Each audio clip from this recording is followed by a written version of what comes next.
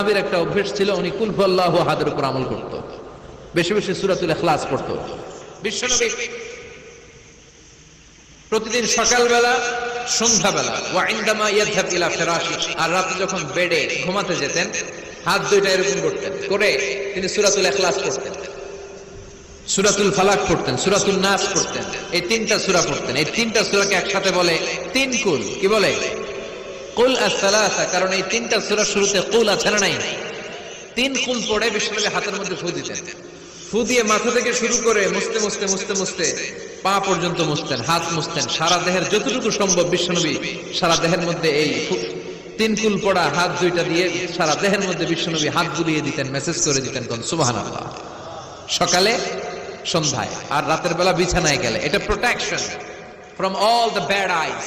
যত হিংসুক চক্ষু আছে, যত ভূত পেতনি আর শয়তানের অনিষ্ট আছে, সব থেকে আপনাকে রক্ষা করবে কে? এজন্য প্রতিদিন এগুলো পড়বেন।